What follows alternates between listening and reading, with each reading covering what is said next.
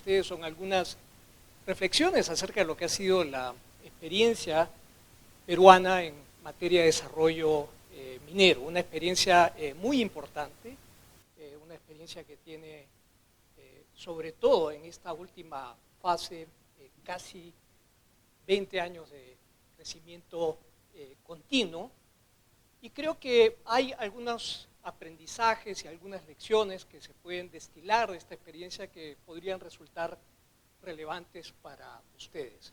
Los desafíos que enfrenta la minería peruana, los desafíos que seguramente enfrenta la minería argentina y la minería chilena son muy parecidos en muchos ámbitos, pero yo diría que en lo central, la gran tarea es la de transformar esta enorme riqueza de nuestro subsuelo en desarrollo sostenible que beneficie a todos. Creo que ese es el hilo conductor y el desafío que tenemos en común y en conjunto. Cómo lograr que esta riqueza percole, que se traduzca en desarrollo sostenible y que sobre todo beneficie a importantes segmentos de la población. Y comento esto porque en el Perú hemos tenido experiencias muy frustrantes, ¿no? El siglo XIX comenzamos con la era del guano. El guano, sin embargo, se agotó. Después tuvimos la fiebre de los fosfatos, se agotó. Vino el caucho también se agotó y nos dejó tan pobres como siempre. Creo que en esta ocasión tenemos la gran oportunidad de subirnos a ese tren, a esa locomotora que es la minería, sobre todo en tiempos de transformación como esta. Tenemos los minerales que el mundo necesita para la transición energética y creo que nos corresponde aprovechar al máximo esa gran oportunidad. Esto no funciona, ahora sí. Comentaba hace un instante que la minería es la principal locomotora del crecimiento peruano y esto se ve ampliamente graficado con estos guarismos que comparto con ustedes. Es responsable ya del 11% del Producto Bruto Interno y contrariamente a lo que muchos sostienen, pues la minería paga impuestos y los paga, diría yo, en demasía. 21% de las rentas públicas son pagadas por el sector minero. En el caso peruano hay 8 categorías distintas de impuestos que son los que gravan a la minería, dependiendo del nivel de rentabilidad de las empresas, pueden estar tributando entre el 42 y el 48% de su renta. Entonces, en realidad, el Estado, sin tener una participación, es el principal socio de las empresas mineras y aprovecha esos recursos, como vamos a ver más adelante, para realizar unas importantes transferencias a las regiones que son las que albergan estos proyectos. Además, la minería es el principal dínamo de la inversión privada, casi representa el 14% de la inversión privada. Y otro mito, que la minería no genera empleo, queda ampliamente desbancado con los datos del empleo directo, indirecto e inducido generados por estas inversiones. Casi 2 millones de trabajadores que dependen de la minería. Por cada empleo en el sector minero se generan, cada puesto de trabajo directo, se generan entre 6 y 8 puestos de trabajo adicionales. Y estos puestos de trabajo son además trabajo digno, trabajo formal, en un país donde el 75% de la fuerza laboral trabaja en el sector informal. De manera que la minería es un importante factor de desarrollo y además de igualdad en términos de oportunidades y en términos de acceso, sobre todo en el ámbito laboral.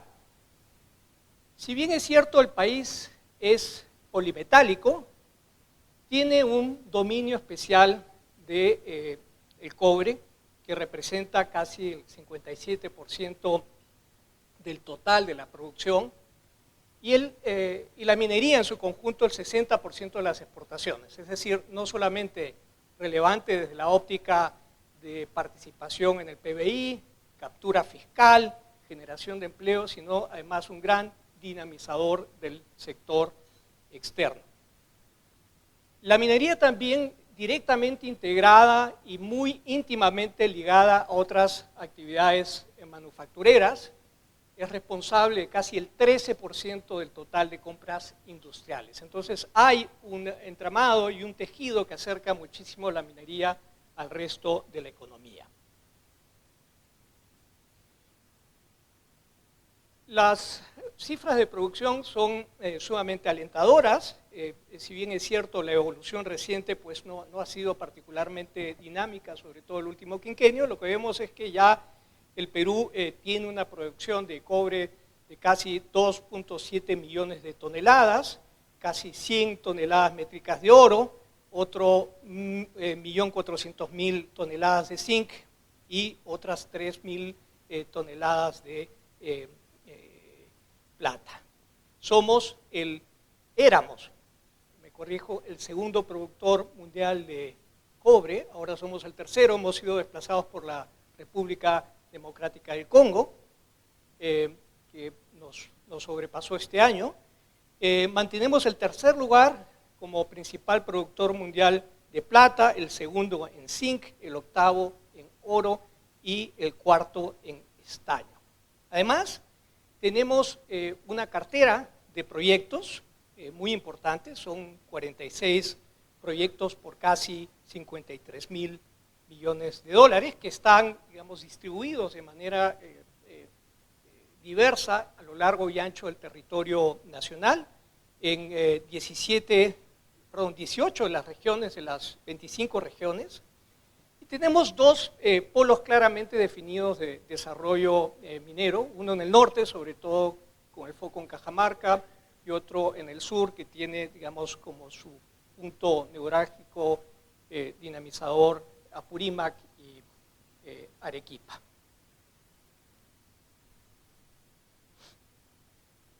No solamente estamos hablando de un portafolio, digamos, interesante de proyectos a futuro, sino que lo que registramos ha sido realmente espectacular en términos del desempeño del sector minero. Inversiones en la última década de casi 53.000 millones de dólares y otros 85.000 millones si es que hacemos la cuenta regresiva a los últimos 20 años, ¿no? La inversión ha caído. El último año tuvimos un revés, un tropiezo. Estamos hablando de una inversión de casi 4.700 millones de dólares, 13% menos que lo registrado en el año 2012, que es el año que terminó la puesta en marcha de Quellaveco, que es un megaproyecto en el sur del Perú. Esto obedece a distintas circunstancias. Como ustedes deben saber, el Perú ha tenido una evolución negativa producto de la inestabilidad política registrada en los últimos años y eso ya comenzó a pasarnos factura. Somos un país que había logrado mantener dos carriles separados entre la economía y la política por otro lado, pero hay vasos comunicantes que inevitablemente ligan a las dos y ya esta inestabilidad política, el haber tenido 5 presidentes distintos en 6 años, se está traduciendo en un enorme deterioro de la institucionalidad y la generación de un clima de incertidumbre que tiene un efecto directo y depresivo sobre el comportamiento de la inversión. Otro dato importante respecto de la minería peruana es la participación de la pequeña minería y la mediana minería que ha tenido pues, y viene teniendo una gravitación en distintos ámbitos de la vida productiva minera. El 35% del PBI minero es explicado por el desempeño de la mediana minería y seguramente es una cifra que va a ir creciendo. En ese sentido, destacable sobre todo el surgimiento de grupos empresariales peruanos que ya comenzaron a internacionalizarse. Son pequeñas empresas mineras que comenzaron hace 20 años, que ahora tienen una escala mucho más amplia y que ya comenzaron a colocar o desarrollar operaciones fuera del Perú, en la región. En uno de los casos en particular una mediana empresa que inclusive tiene ya proyectos en Canadá. Entonces, un desarrollo sumamente interesante respecto del surgimiento de esta clase empresarial local directamente vinculada a la minería.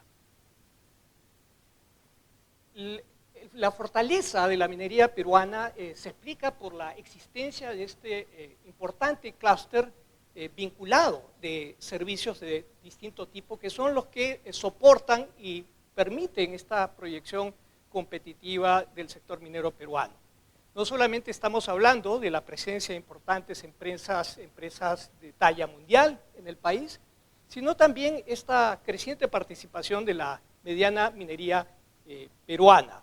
Además, tenemos unas asociaciones empresariales muy potentes que le permiten a los empresarios mineros pues, articular sus demandas y su relacionamiento con las autoridades. Hay un conglomerado de autoridades especializadas, lo vamos a ver en un instante, en distintos ámbitos regulatorios. Además, tenemos un sector académico muy íntimamente ligado al desarrollo minero, con no solamente la provisión de ejecutivos e ingenieros especializados en estos temas, sino también crecientemente el desarrollo de investigación muy práctica que comienza a percolar hacia el trabajo de las propias empresas mineras. Además, un grupo importantísimo de consultoras, algunas internacionales, otras locales, proveedores de equipos, de maquinaria, notable también el desarrollo de empresas locales, por ejemplo, en materia de iniciativas tecnológicas, tenemos 2 empresas especializadas en la construcción de equipo para minería subterránea, que ya tienen una presencia en África, una importante presencia en África, son maquinarias originalmente adaptadas y ahora sí con un clarísimo corte de innovación y tecnología local que está siendo exportada a otros países, sobre todo en el continente africano. Además de estos contratistas especializados que brindan sus servicios y que en su conjunto hacen que la minería peruana esté soportada por este clúster sumamente competitivo, que es el que le ha permitido seguir creciendo a los ritmos que hemos visto. Sin embargo, lo que vemos son unos desafíos importantes, ¿no? Este enorme crecimiento que ha venido registrando la minería peruana ha estado también aparejado de otros problemas, y son 3 los desafíos a los que quiero referirme, algunos de ellos quizá más relevantes que otros para ustedes. En primer término, la conflictividad social, que ha venido lastrando el crecimiento del sector. En segundo lugar, y quizá algo que ustedes puedan entender más directamente, es la tramitología asfixiante que a lo largo de los últimos 5 años, sobre todo, ha venido limitando de manera significativa el crecimiento del sector. Y finalmente, un tema que ha cobrado especial vigencia y relevancia, sobre todo en los últimos meses, es la presencia creciente de mineros ilegales y sus nexos con el crimen organizado transnacional. Comentaba hace un instante que la minería pues, no ha estado exenta de problemas, y quizá uno de los más relevantes es esta marcada conflictividad que se ha venido dando. Ya en la actualidad, si nos referimos a los conflictos socioambientales, la minería es la que explica el mayor número de ellos, según la data provista por la Defensoría del Pueblo, 65 conflictos activos en el 2023. Hemos mantenido cierta fluctuación en el número de conflictos registrados, pero lo relevante es que aquí hay una situación que está afectando y que ha trabado, de hecho, varios proyectos. Hay 3 proyectos, megaproyectos, que no han podido desarrollarse por temas de conflictividad social. Me estoy refiriendo a proyectos, a grandes proyectos cupríferos como Tía María, por ejemplo, en el sur, o Río Blanco, un proyecto en el norte que ha sido paralizado literalmente por conflictos con la comunidad. Estamos hablando casi de $8.000 millones en proyectos que en los últimos años han sido frenados por la incapacidad o falta de voluntad para resolver estos diferendos con las comunidades. De hecho, si vemos las principales regiones productoras mineras, lo que encontramos es que las mismas están en el top 10 de conflictividad. Ahora, ¿cómo explicar, digamos, la conflictividad en el Perú, la conflictividad social vinculada a la minería? Yo creo que hay, digamos, distintas versiones. Generalmente son conflictos que están arropados de un lenguaje ambiental, generalmente alrededor de temas de agua. Curiosamente, sin embargo, la minería usa o es responsable de apenas el 2% del consumo total de agua en el país. ¿Cierto? Entonces, no es que tengamos una situación de estrés hídrico generado por la presencia minera. No es, diría yo, el principal problema. Detrás de este ropaje medioambiental en términos de reivindicaciones y demandas, lo que hay es una enorme frustración y un gran descontento respecto del acceso a servicios públicos básicos que legítimamente la población aspira a tener, y por otro lado, la importante disponibilidad de recursos producto de las rentas mineras. Las regiones están recibiendo más dinero que nunca, sin embargo, debido a la falta de capacidad, no hay la posibilidad de traducir esos recursos en desarrollo para la población. Aquí lo que tengo es un cuadro que básicamente grafica la diferencia en el acceso a servicios básicos y vemos esta dramática, dramática brecha en términos de acceso a temas como agua, saneamiento, redes eléctricas, para no referirme ya a servicios de salud o el desempeño educativo, ¿no? La incidencia de pobreza, no sorprende que la incidencia de pobreza sea particularmente superior en aquellas regiones mineras con mayor conflictividad también. Y este es quizá el dato explicativo más relevante. Las regiones han recibido 10.000 millones de dólares en la última década, producto de las transferencias del canon, y aquí me voy a detener brevemente para explicar un poco en qué consiste esto. En el Perú, a fin de lograr adhesiones de las poblaciones locales hacia la minería, anticipando este potencial de conflictividad, el gobierno hace 20 años decidió que las regiones iban a capturar la mitad del impuesto a la renta que pagaran las empresas mineras. Y ese 50% evidentemente adicional a las transferencias normales. Ese 50% del impuesto a la renta se distribuye según una fórmula dentro de la región. De manera que el distrito donde está ubicada la operación recibe el 40% de esa mitad del impuesto a la renta y el resto se distribuye según unos indicadores de población y pobreza entre los otros distritos. Nuevamente, lo que se quería era que las poblaciones locales, al tener mayor acceso a recursos, supuestamente producto de las obras públicas que los gobiernos locales iban a realizar, pues iban a adherirse de manera más fluida con la minería. Pero eso no ha ocurrido. Y la razón, muy sencilla. Si bien se transfirieron los recursos, y no hay esto es, digamos, supera el récord histórico de transferencias a gobiernos locales, estos gobiernos locales apenas han podido ejecutar el 70% del presupuesto.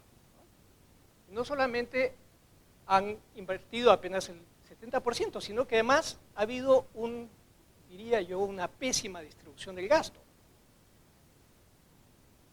El rubro planeamiento, que es el 18% de esta ejecución, se corresponde básicamente a la contratación de servicios de terceros y es un cajón desastre para el pago de favores políticos. Y es un rubro que prácticamente triplica lo gastado en salud, para no referirnos ya a temas de educación, a los que gasto en educación queda relegado respecto al planeamiento. Entonces, muchos recursos, escasa capacidad de ejecución y mala distribución del gasto. Y todo esto no hace sino generar una situación de enorme conflicto, frustración de la población que sabe que los recursos están ahí, que sin embargo no ve que su vida haya cambiado para mejor y más bien es testigo de este trasvase de recursos producto de la corrupción que viene agitando de manera dramática, sobre todo algunos gobiernos en el interior del país. Además, tenemos un sistema bastante distorsionado para la resolución de conflictos. El Estado ha demostrado su incapacidad para anticiparse a los conflictos o para mediar entre ellos, porque son distintas las agencias que tienen algún nivel de participación.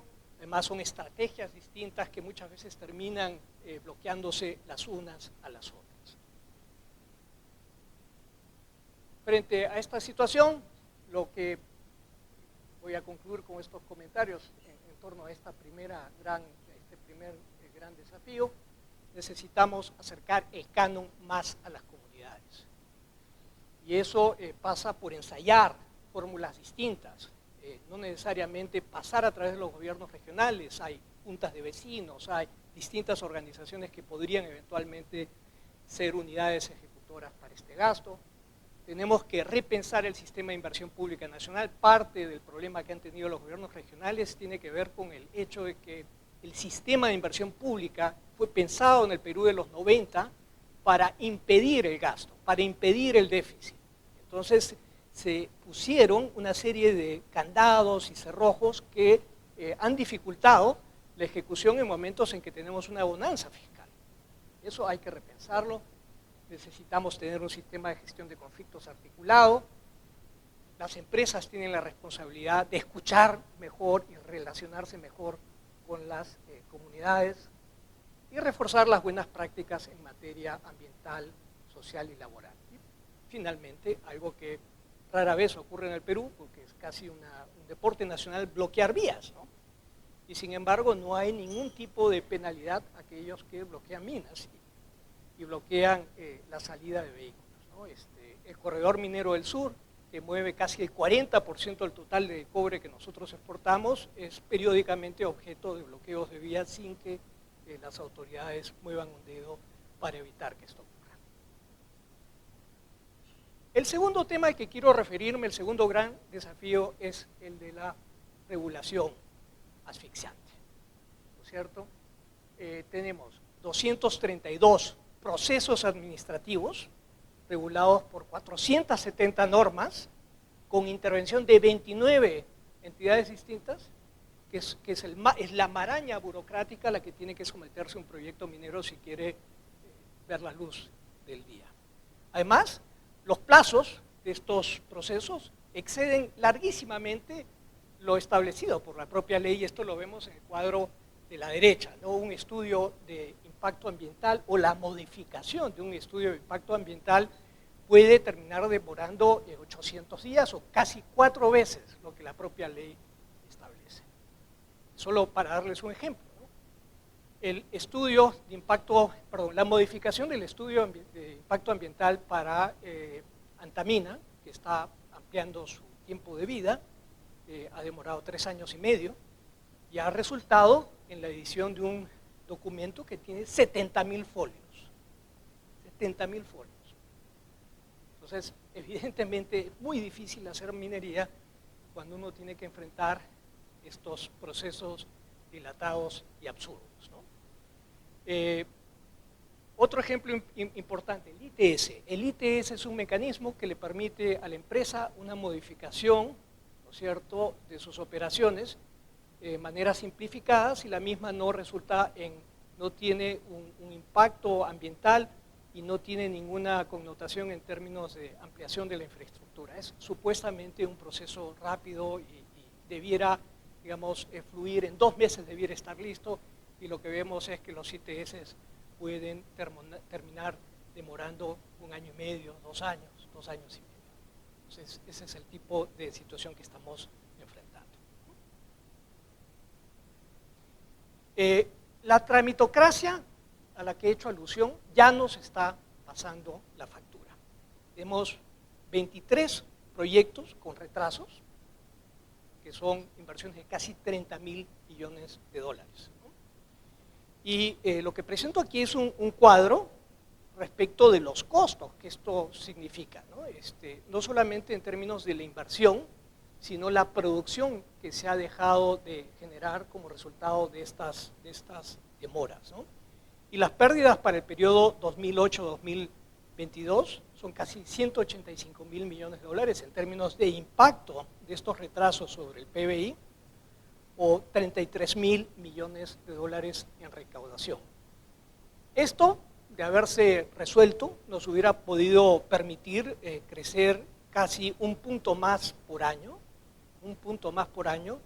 y esto habría tenido como consecuencia el sacar a casi 2 millones de personas de la pobreza.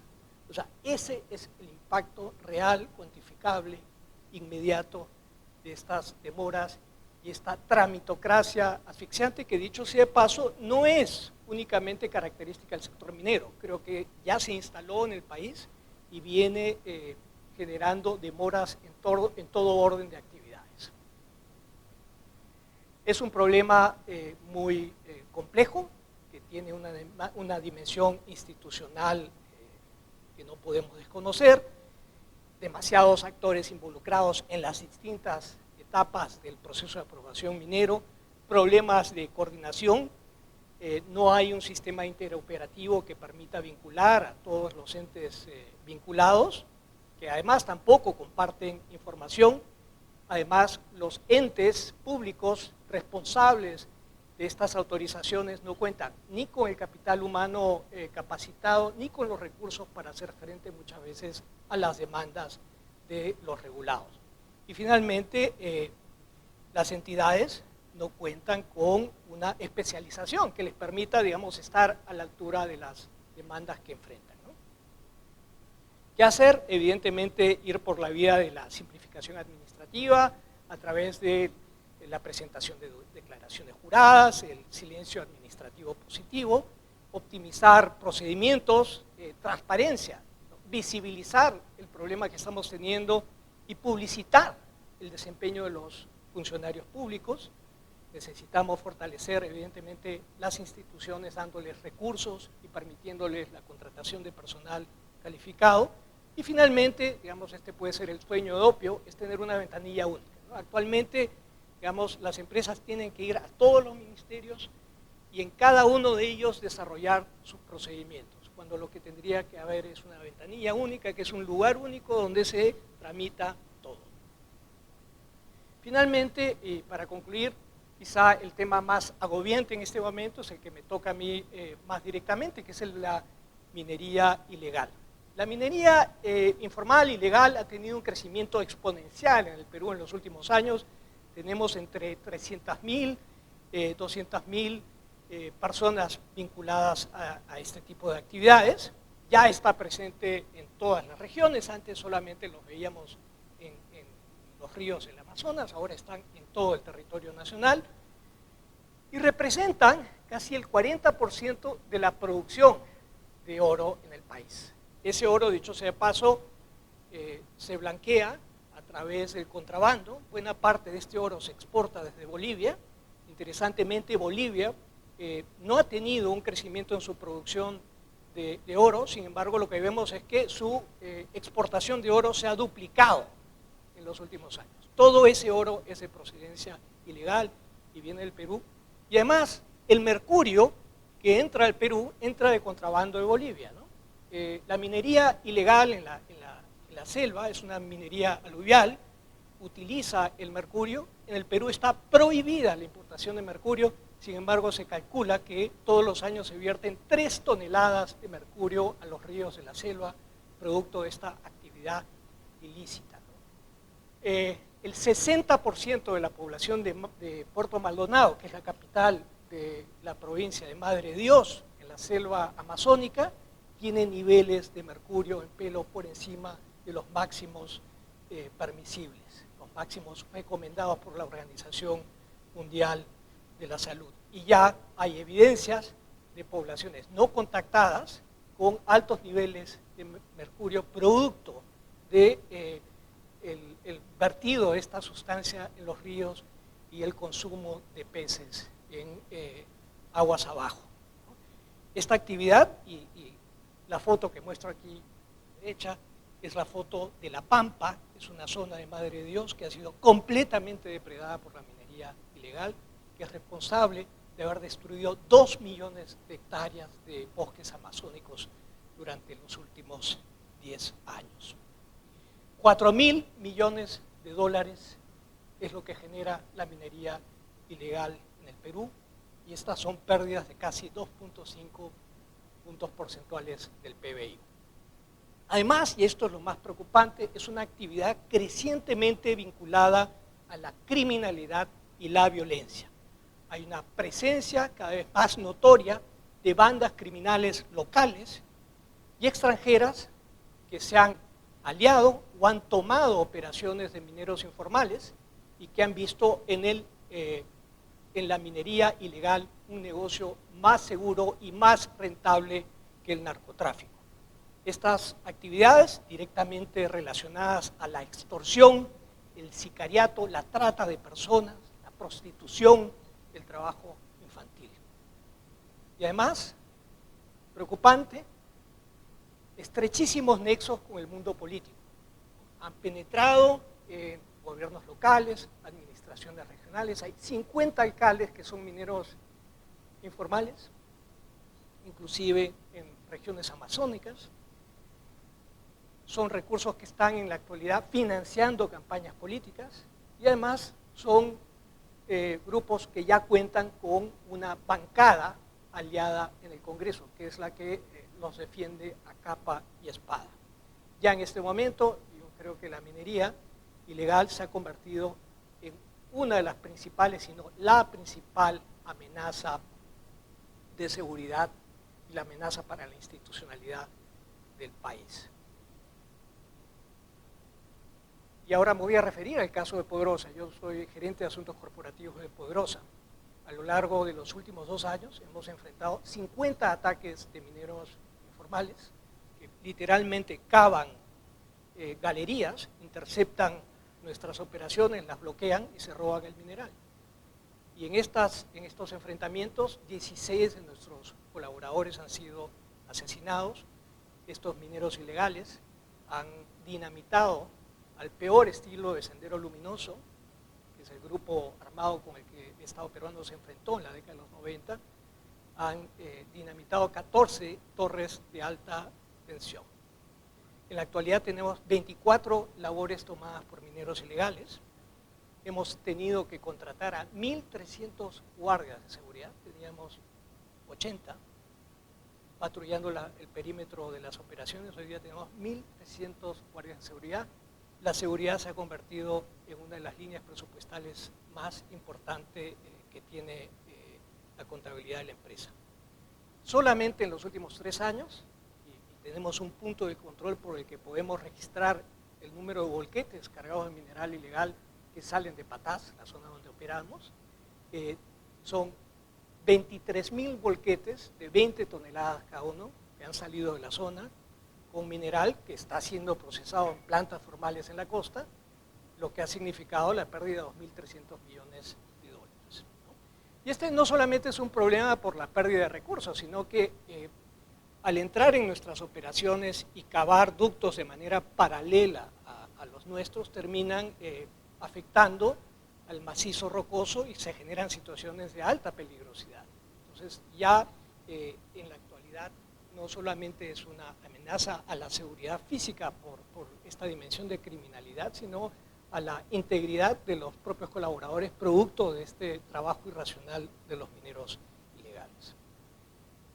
Estos mineros operan bajo un sistema que se llama el REINFO, que es el registro de formalización, que básicamente lo que dice, básicamente les da una suerte de inmunidad, porque con una sola declaración jurada, ellos declaran su intención de formalizarse, el gobierno les ha dado un plazo, ese plazo ha sido ampliado 4 veces, en la actualidad hay 88.000 mineros en ese proceso, pero evidentemente no hay ninguna intención de formalizarse. Algunos de estos mineros, hay que decirlo, son mineros artesanales legítimamente interesados en la formalización. La formalización es compleja, pero digamos también hay en este grupo estos mineros ilegales que son los que están generando los problemas a los que me refiero, ¿no? Y son informales que operan en zonas de exclusión, invaden propiedades de terceros y a los que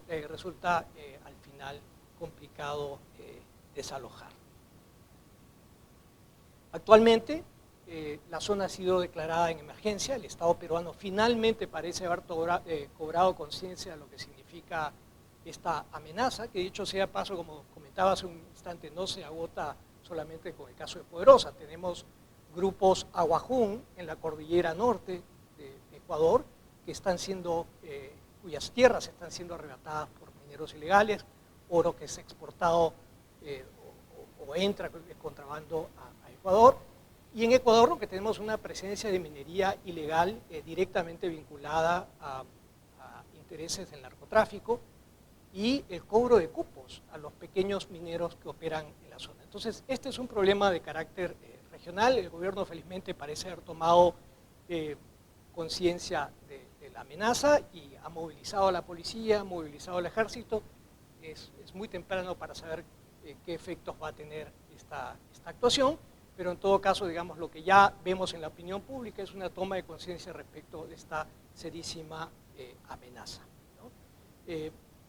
No hay una fórmula mágica, pero lo que necesitamos para erradicar esta minería ilegal es el compromiso firme del Estado en la lucha contra este flagelo, la intensificación de las interdicciones, el cierre de las plantas ilegales. Las plantas son el nexo más rentable de la cadena de valor de la minería ilegal. Evidentemente este es mineral que no se va a Suiza, que no se va a Canadá. Buena parte de este mineral termina exportándose a plantas en Emiratos Árabes Unidos y en India, que son los principales clientes de los mineros ilegales. Y necesitamos un mayor control de explosivos y fortalecer la acción de las autoridades en materia de inteligencia financiera y fiscal. Con esto creo que ya me he excedido largamente el tiempo, así que nuevamente muchísimas gracias y encantado de absolver cualquier pregunta o consulta que puedan tener.